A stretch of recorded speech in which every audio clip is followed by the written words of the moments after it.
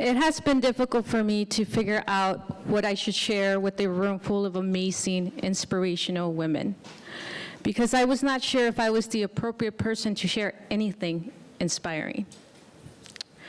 Although many describe me as a fearless, independent, and outspoken individual, the reality is that I have been a broken soul, walking on a deserted road, consumed by anger, pain, and hurt. From a young age, it was instilled in me not to express affection or feelings.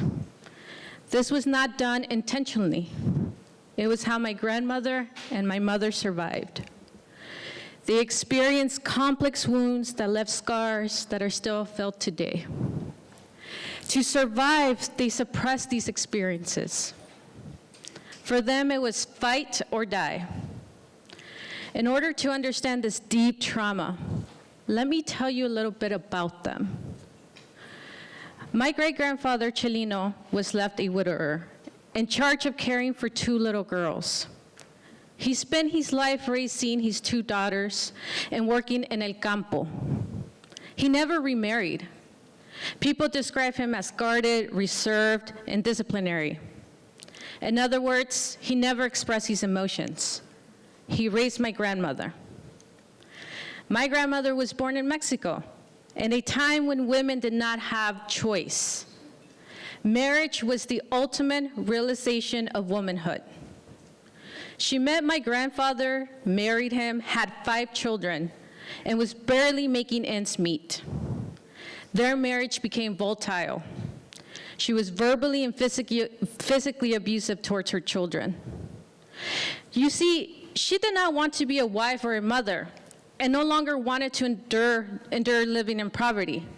So she migrated to the US seeking the life she wanted, leaving her family and community. My grandmother became a farm worker in California. The experience of migrating exposed her to a new trauma. She experienced racism, language barriers, and labor abuses. These hardships contributed to her alcoholism, which in turn fueled an unhealthy behavior.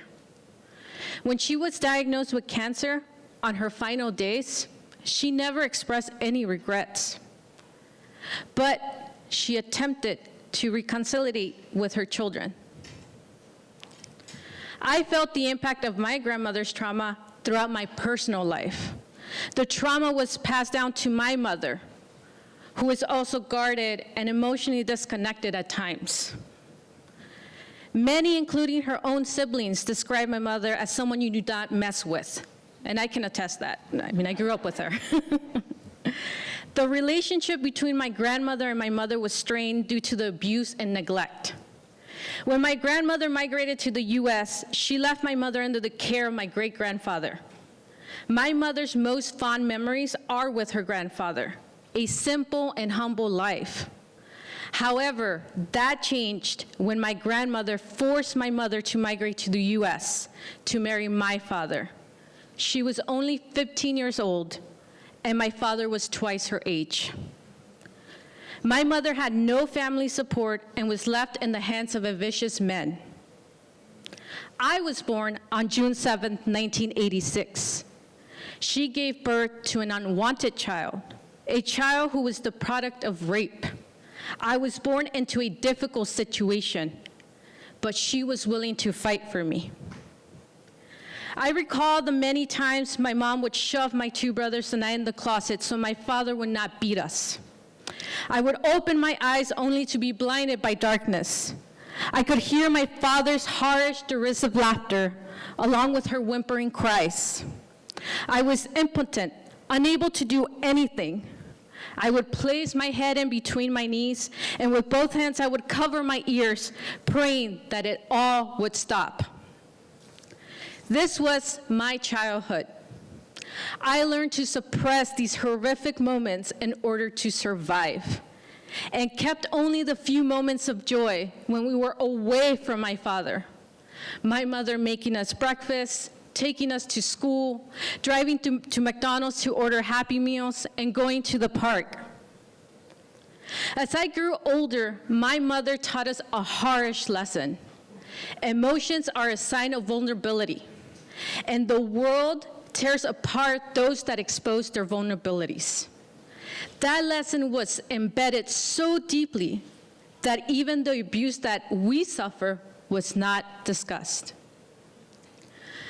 I remember the many nights when my mother, instead of asking us to share how we felt, sat in her truck drinking a beer, smoking her cigarette, listening to music. As we sat on the passenger seat, we listened to the stories of her childhood, her sadness, and her trauma. The suppression inflicted more pain and anger because I took on my mother's trauma on top of my own. It was unbearable. I could not recognize my own feelings. I could not talk to my mother about this because she would relive her own trauma. Or I would be told, lo tuyo no fue tan grande como lo que me pasó a mí. What happened to you was not as severe as what happened to me. And that was the end of the conversation. And for a period of my life, I also began to drink heavily to cope with the pain. Today, I understand that I have been battling internally with myself. I have kept my trauma locked in a dark storage room because I was told to keep it there the same way that my mother and grandmother were told to do. Intergenerational trauma has followed my family through the channels of poverty, physical and sexual abuse, forced migration, racism, incarceration, and gender discrimination. It has left long-lasting psychological effects. Rural communities have been exposed to generations of discrimination, violence, racism, and poverty. This perpetuates trauma and re-traumatization. Although I tell my community about the importance of healing, of sharing their stories to inspire others, I sadly have not taken my own advice. As a mother and wife, I recognize how that trauma affects my own parenting and my marriage. One of my struggles has been dealing with my anxiety, being overprotective, and my lack of affection at times.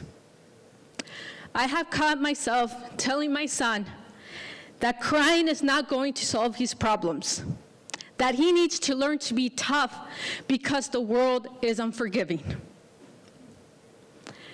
In order to heal generations of trauma, there needs to be a full understanding of the effects of intergenerational trauma, and realizing that healing needs to take place internally if any change is going to happen externally.